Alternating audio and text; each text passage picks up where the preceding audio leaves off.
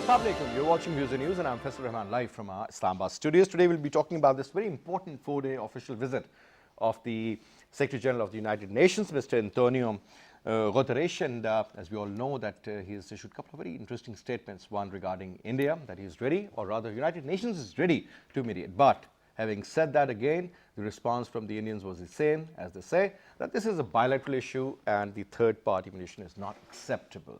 Regarding the Afghan refugees, he also stated that Pakistan is the second largest country to host such a number, and he gave credit to Pakistan regarding that. Also hailed Pakistan for the sort of efforts which we have made during the last couple of years regarding law and order, and he said that now he is very happy to see the improved security situation in Pakistan. Our special correspondent, Mr. Wagra, has prepared a report. Let's watch that, and after that I'll introduce you to our guest and we'll start the show. The Prime Minister Imran Khan said despite own difficulties, Pakistan continued to host millions of Afghan refugees on its soil. Right now, I can tell you, all of us, there's one thing we want is peace in Afghanistan. Because the people of Afghanistan deserve peace. That's the most important thing. Just on as a human being, we should all hope that the long-suffering Afghan people finally have peace. And we will be doing everything. We are doing everything to facilitate this process.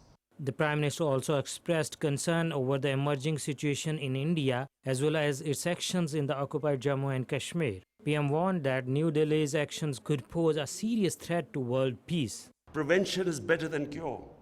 Before things go out of hand, and the statement of Indian Prime Minister that they can destroy Pakistan in 11 days, does a responsible Prime Minister of a country of over 1 billion people, does he make a statement like that? And then the army chief saying that they can take over Pakistan side of Kashmir whenever the parliament signals. So it is heading in the wrong direction. I was in the United Nations in September, and this was the first time I flagged it. Things have only gone worse since then, and unless the world community takes notice, things will get far worse. UN Secretary General, in his address to the summit, thanked Pakistan for hosting the Afghan refugees for decades. UN chief said the solution of all Afghan conflicts lies within Afghanistan. For 40 years, the people of Afghanistan have faced successive crises. For 40 years, the people of Pakistan have responded with solidarity. The generosity now spans across decades and generations. And this is the world's largest protracted refugee situation in recorded history. And this is also a story that is close to my heart.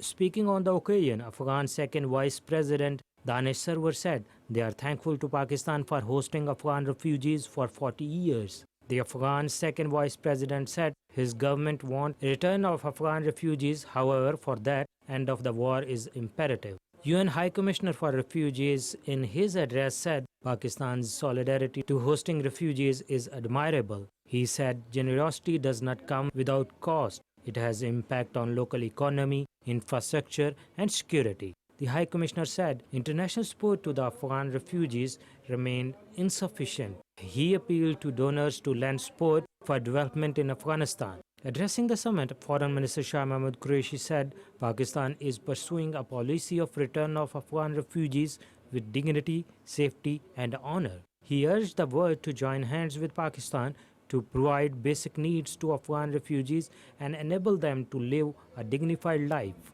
The inaugural session was followed by panel discussions where UN Secretary General, Foreign Minister Qureshi, UN High Commissioner for Refugees, US Special Representative for Afghan Reconciliation, Zalmay Khalilzad, Special Assistant to Prime Minister on Poverty Alleviation and Social Protection, Dr. Sania Nishtar, and other stakeholders deliberated future course of action. Shabbir Ahmed Wagra, PTV World, Islamabad. There was our correspondent Shabbir Ahmed Wagra, who has made this report. Now let me introduce you to our panelists. We have with us in our studio on my right is Lieutenant General retired Talat Masood Saab, Senior Analyst. Sir, thank you very much for being here. And we have with us Rauf Hassan Saab again, a known analyst and a seasoned commentator on the politics of Pakistan. So thank you very much. And we have with us Sidra Iqbal. She's a seasoned journalist and also a senior anchor person. Thank you very much, Thank you, Sidra, Faisal, for also taking time and being here on our show. Now, Jalsa, first of all, let me start, sir, from this very basic point. Whatever the Secretary General of the United Nations has said in Pakistan, obviously he has hailed Pakistan on several accounts, and he's also said that we do understand the kind of constraints which Pakistan had, but despite all those odds, nobody else helped Pakistan. Still, they were able to manage so many refugees.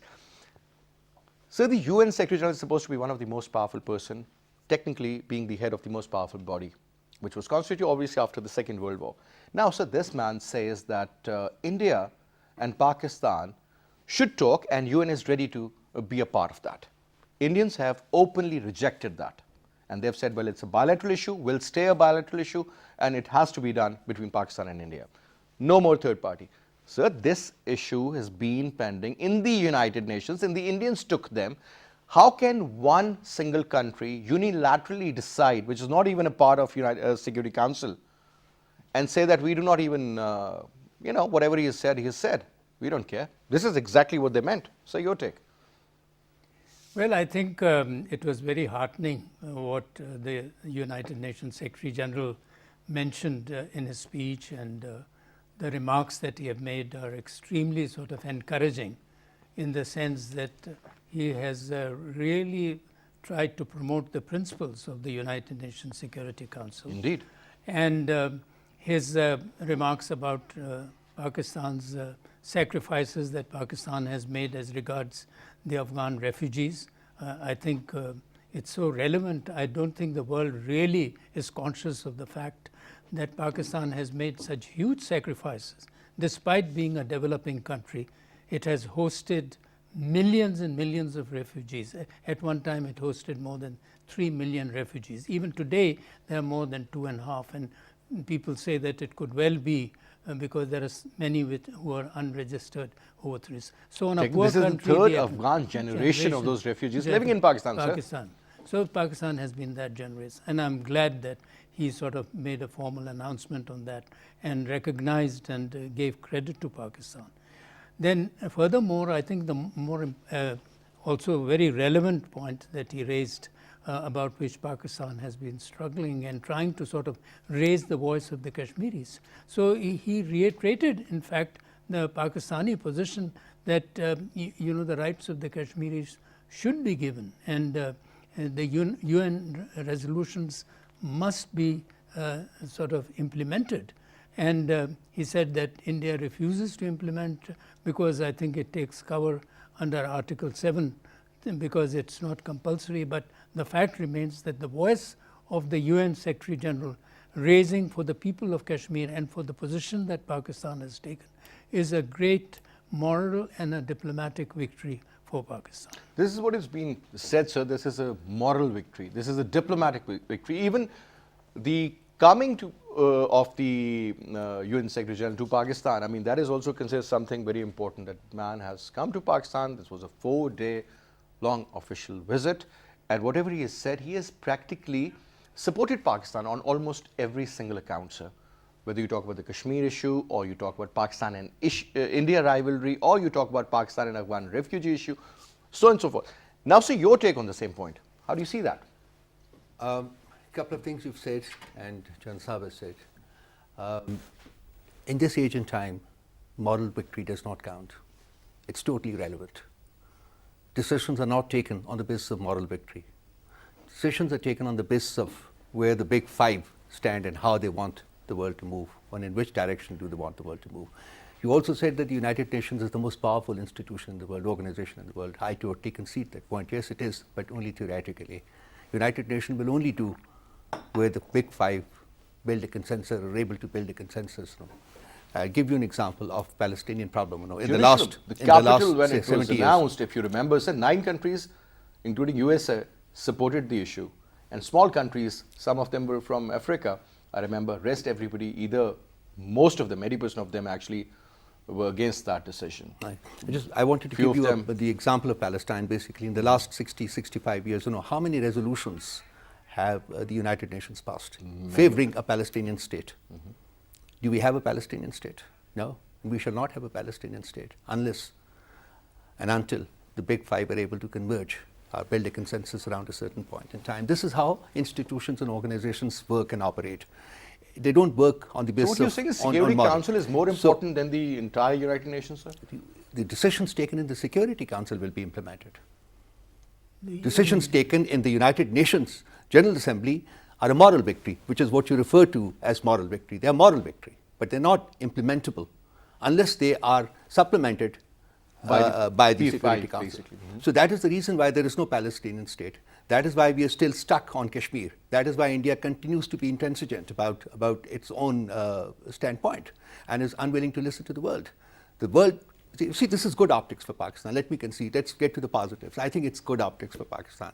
The Secretary General of the United Nations coming to Pakistan for 4 days and talking so openly and so pleasantly about the good things that Pakistan has done and is doing. There's hardly a leader in the world, I mean, other than a couple, for example, the recent one, the Turkish president who came to Pakistan. It was a pleasure listening to him. So there are very few leaders in the world who speak so openly, so candidly, and so positively about a country like Pakistan. We're held negatively, in whichever aspect you want to discuss in the world. So it's good optics for Pakistan, great optics for Pakistan, and he has spelled out that India and Pakistan should engage in a dialogue. That is the only way to progress. He has also talked about the fact that Pakistan has been very hospitable, and the United Nations is grateful to Pakistan for having hosted so many refugees. We are number 2 in the world after Turkey, the largest number of refugees. Turkey has hosted the largest number All of right, refugees. sir, we'll just take a short break here. I was just told to take a break, sir. I'd like to. We'll start right from that point, sir. Right. We'll take a short break here, and after the break, we'll come back and we'll start a show.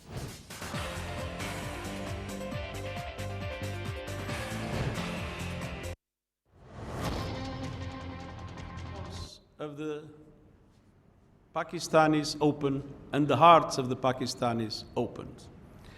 And let's be clear, both Pakistan and Iran, that has also received billions of Afghan refugees, have always extended their generosity to them, have always guaranteed that they wouldn't be discriminated and that they would benefit from the same aspects in which the citizens of the countries would benefit in education, in health, with very little support from the international community.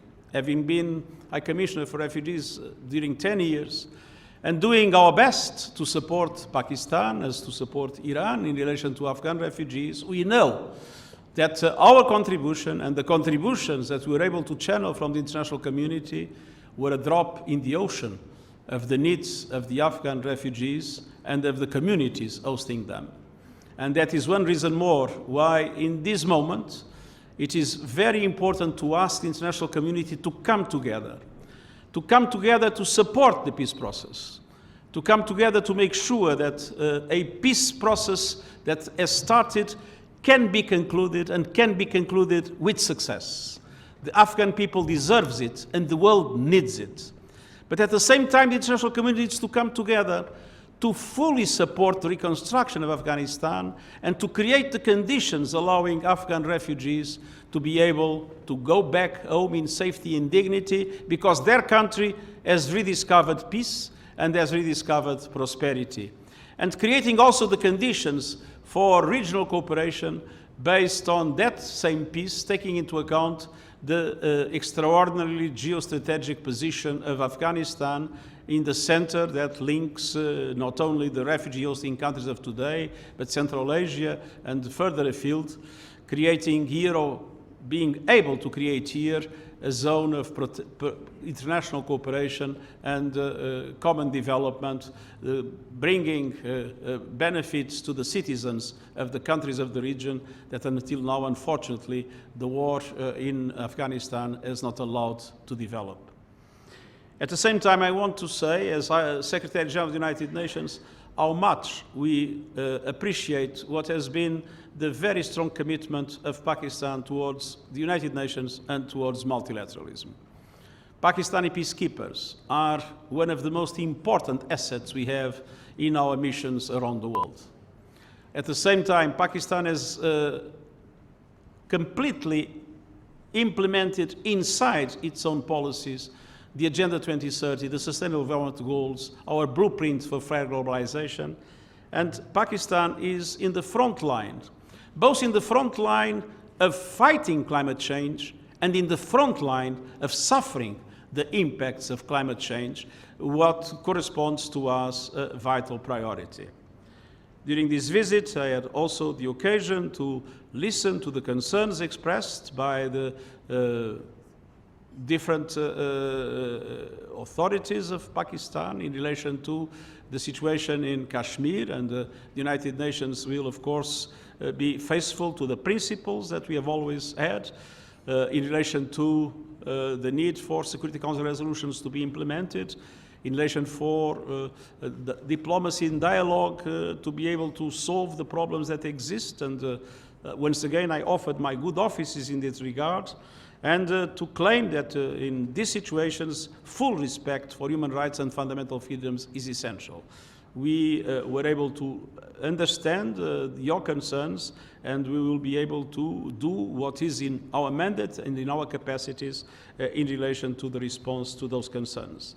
But above all, I wanted to express my deep solidarity with the Pakistani people, and I want to express on behalf of us all our best wishes for the peace, the prosperity, and the development of this country and its people that has shown so much the generosity and the solidarity that we would like to see all over the world. Thank you very much.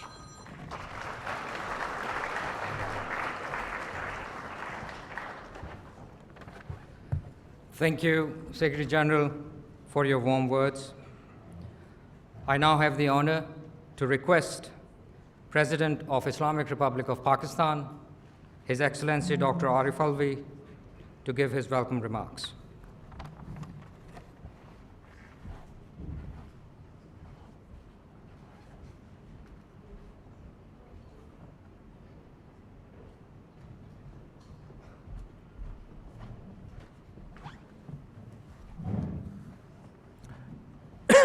Bismillah ar-Rahman ar-Rahim. Your Excellency Secretary General Guterres, High Commissioner Grandi, Excellencies, distinguished guests, ladies and gentlemen, Assalamu alaikum and a good evening. I welcome the distinguished delegates of the International Conference to mark 40 years of Afghan refugee presence in Pakistan, and I hope that your stay in Pakistan will be comfortable and fruitful. I avail the opportunity to commend Secretary General Guterres for his dynamic leadership and passionate advocacy for refugee causes worldwide.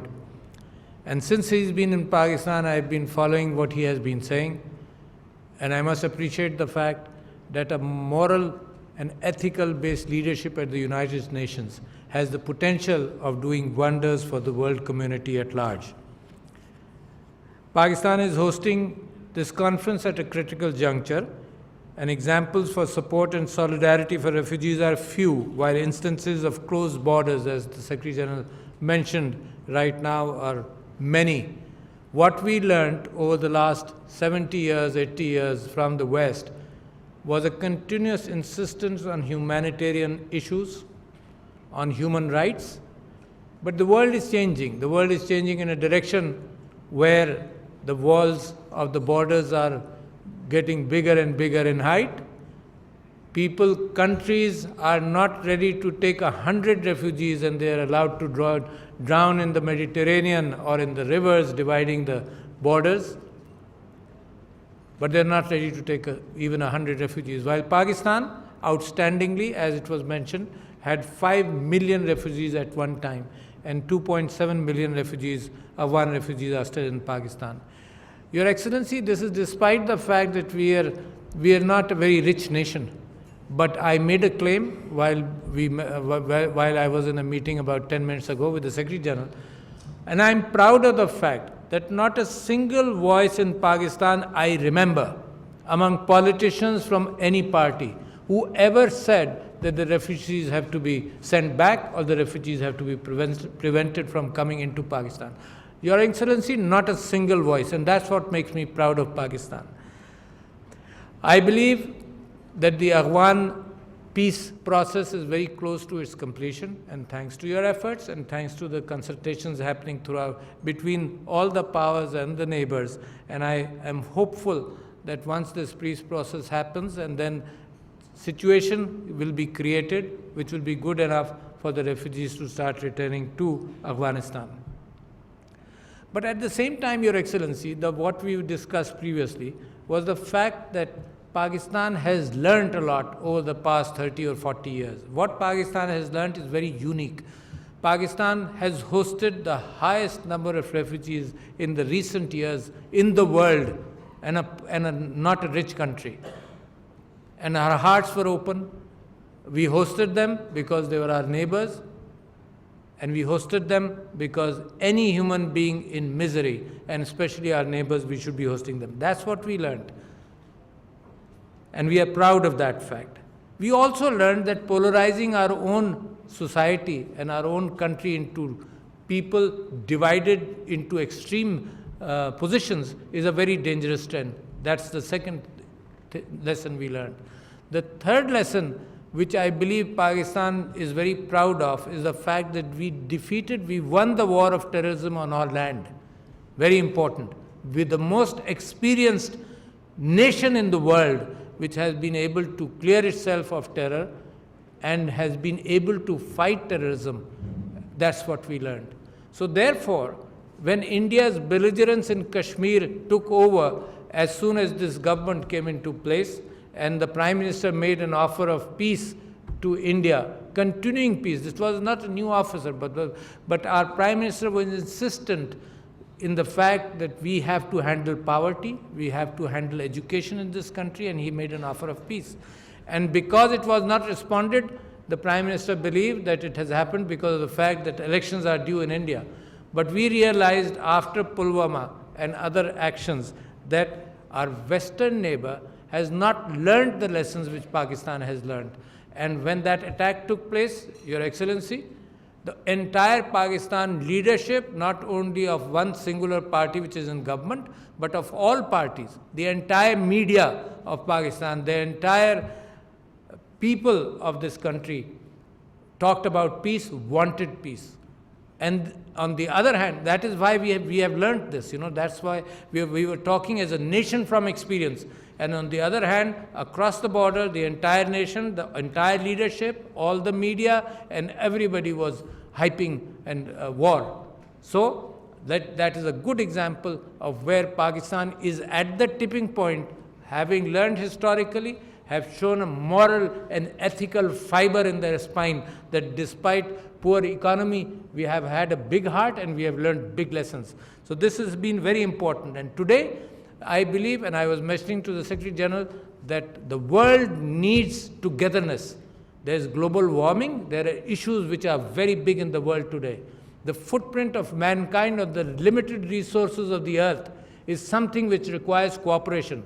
And that cooperation is necessary because these challenges to the world are without borders. It has nothing to do with the borders.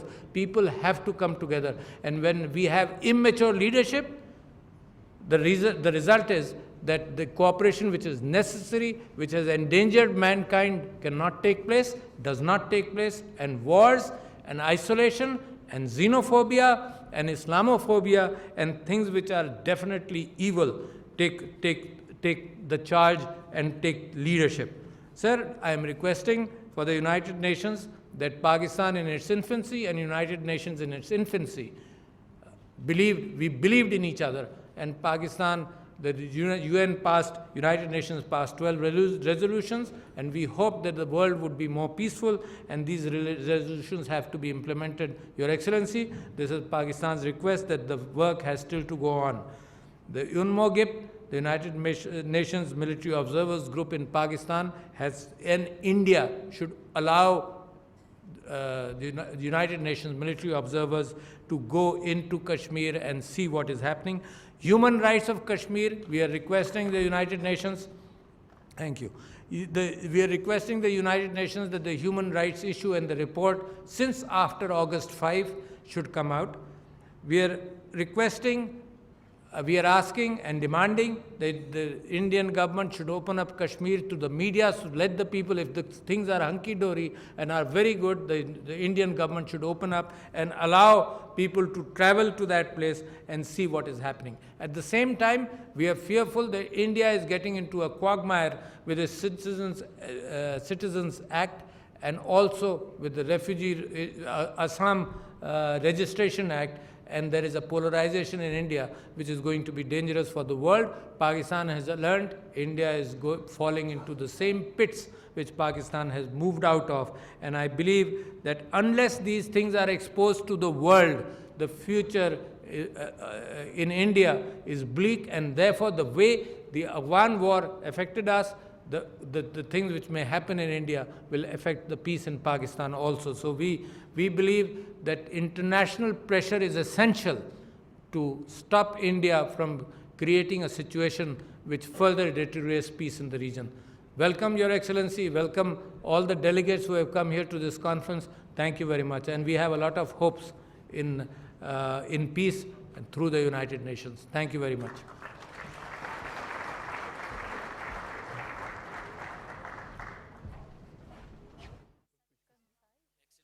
President Dr. Arifal, we host a dinner in honor of UN Secretary General Antonio Guterres. While addressing President Dr. Arifal, we said countries are not ready to take refugees, and 2.5 million of Afghan refugees are still in Pakistan.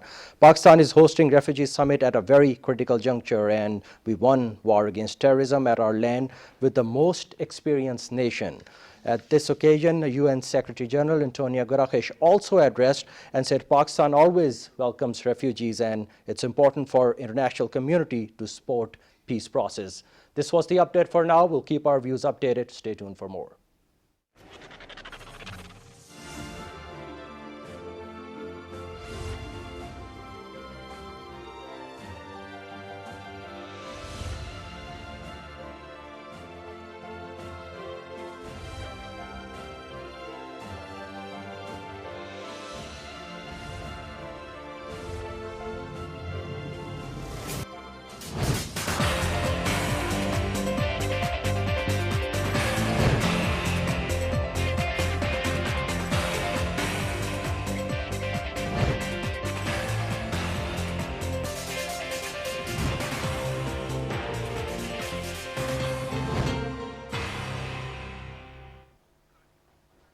Welcome back. Now, Sidra Iqbal, there are two very important points here.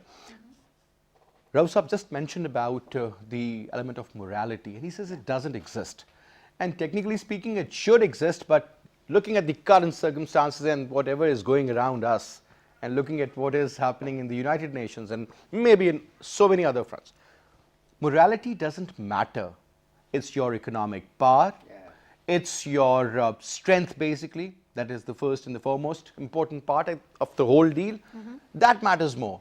Probably that is the reason India has such an advantage over us. Your take, ma'am. I beg to differ. I think the world increasingly is seeing that there is a very high value attached to having that moral integrity and that moral high ground.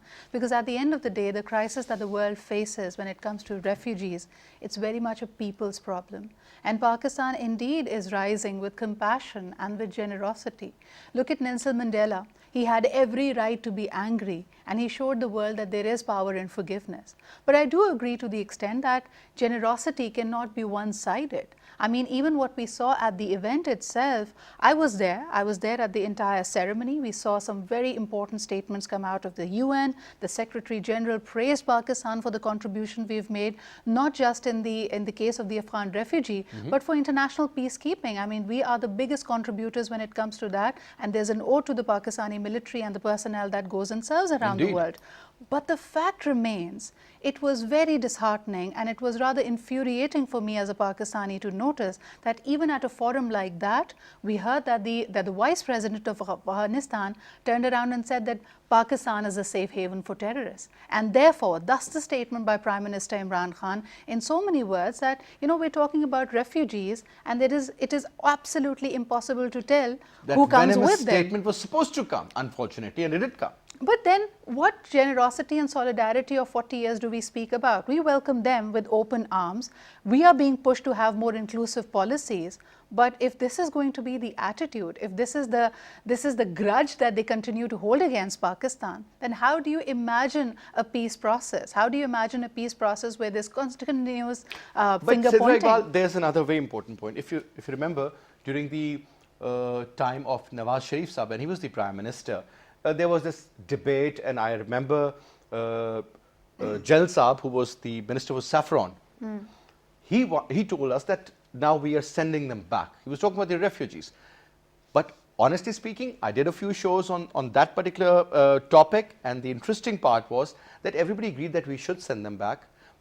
But there were two problems. One, the way you were sending them back, you were actually forcing them out. A, the way it was done or the way it was carried out wasn't appropriate. Number two, that now those people, most of them, they have been able to get the Pakistani nationality through obtaining the Pakistani identity card and later on having the Pakistani passport.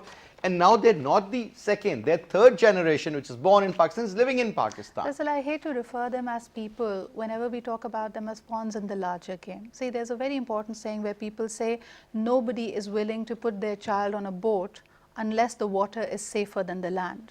So I feel that at the end of the day, they are the ones who are paying the dividend. And as a human being, as a compassionate Pakistani, we can't treat them as just people who can be boxed and shipped from one place to the other. The problem remains, I think we need more clarity. What really gives me hope is the United Nations Secretary General saying that the world community needs to play a part. Pakistan indeed has a lot of challenges, especially when it comes to the economic realm. If we are to tackle this issue with dignity, have more inclusive policies, give them the safety security network, not just to the Afghan refugees, but also to the vulnerable Pakistanis, then we need to do more, and we need to do it together. Jalsa, this was more about the refugees part. Obviously, whatever we have done, I remember, sir, you were serving at that time and you have seen that. Now, sir, just imagine if there's something between Pakistan and India, do you think that either Iran or Afghanistan would engage themselves to the level which Pakistan has already engaged in 1979, sir? Well, I think it's a hypothetical. We have always thought that this was the backyard of Pakistan, sir. No, I don't think we should look at it in this way. I think what is important at the moment is that we should try to see that the conflict between India and Pakistan does not really, because it's a very different situation today. I mean, both the powers are not only very conventionally strong, but also they are nuclear powers. So I don't think that a conflict between India and Pakistan is really something which is likely to happen or anything. That is true that the LOC will continue to remain very active and very hot. Statements by Indians will continue to come. Lockdown in Kashmir will continue.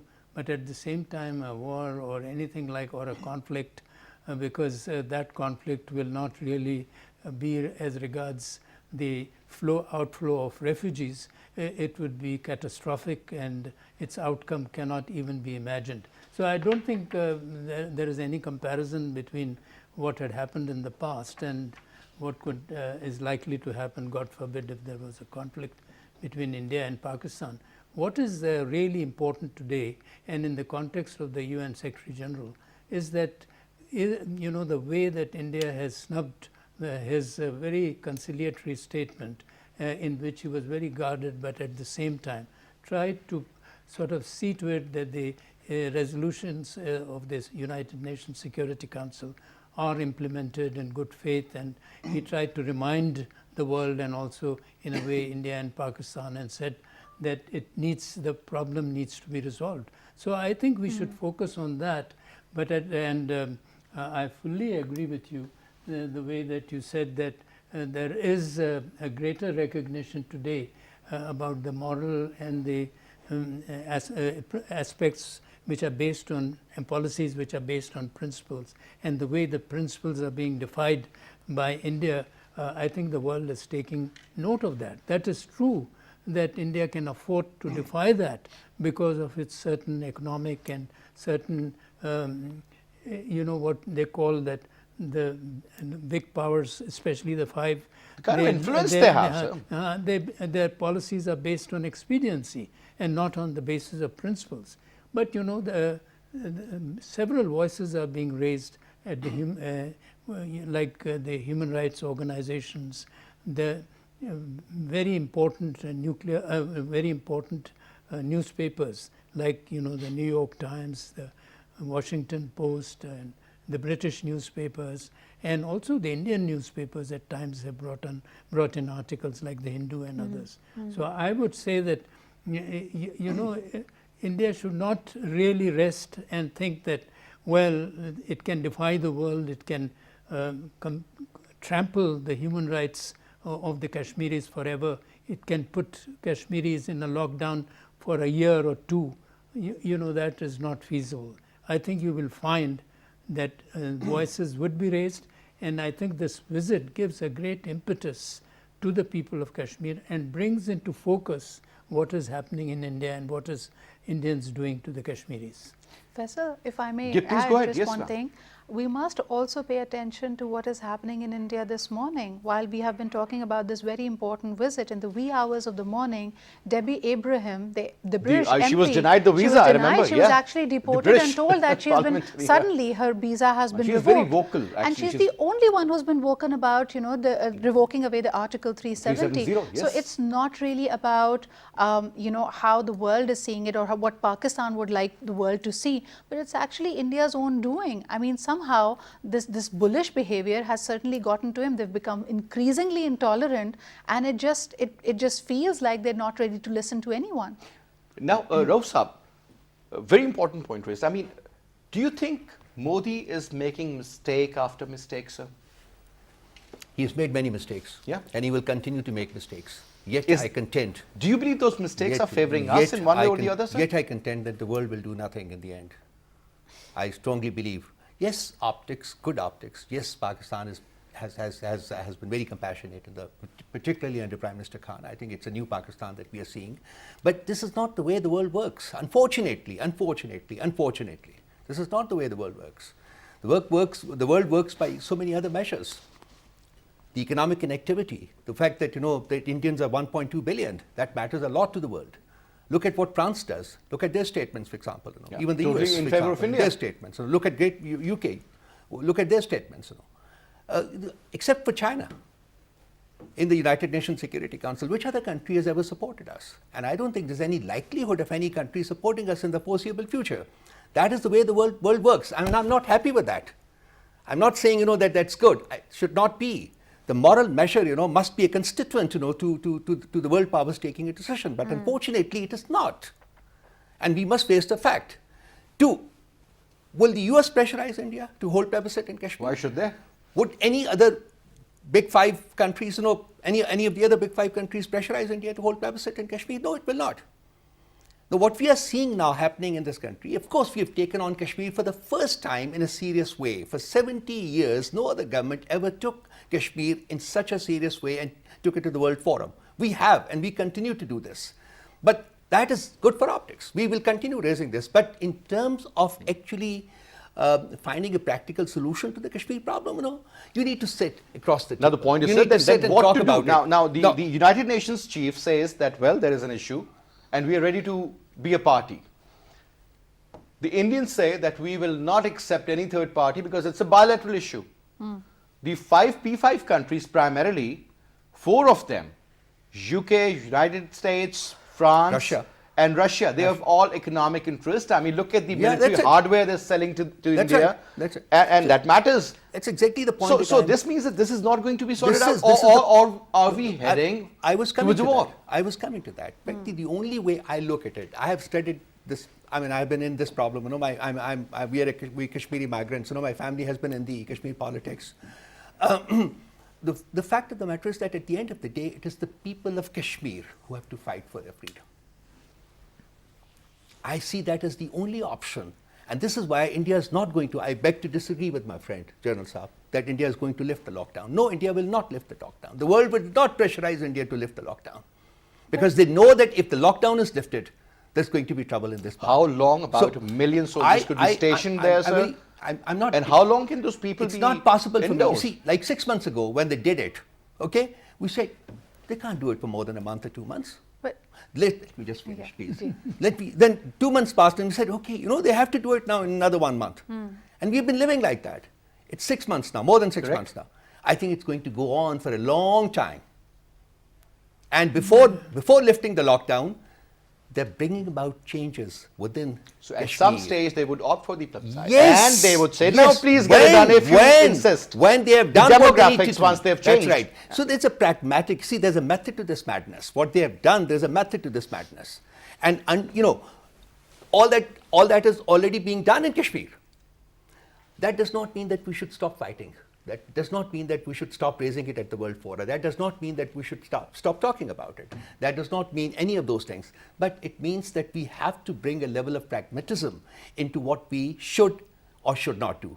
So what's important. what's the pragmatic You see, approach? Or what's the practical just approach? emotional slogans are not going to lead to a resolution. So we of the always, Kashmir crisis. use That's the very words Practically- moral That's support, very important. diplomatic No, support, and the that's not political bad. support.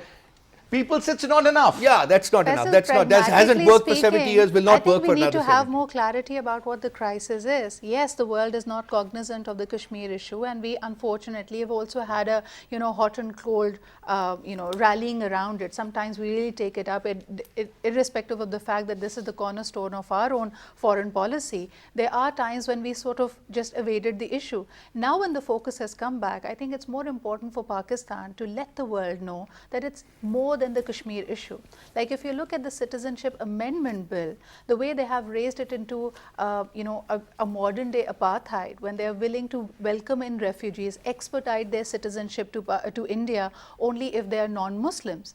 That in itself is intolerance. And then look at it, even the women who are doing, Shaheen Bagh, I don't know why the Pakistani media is not talking enough about the Shaheen Bagh. You have the biggest Muslim women's sit-in happening right in the corner of Delhi, where they're saying that it's not about religion, it's them as women who are the most affected by it. Because think about it, India has the largest number of women who get into marriages at a minor age. They have no documentation, they have no identity. So if you turn around and you ask them that the national registration certification now requires them to bring in their documents, so are you saying that this whole lot of women do not have right to Indian citizenship anymore? Is there a greater human rights or a bigger crisis in the region?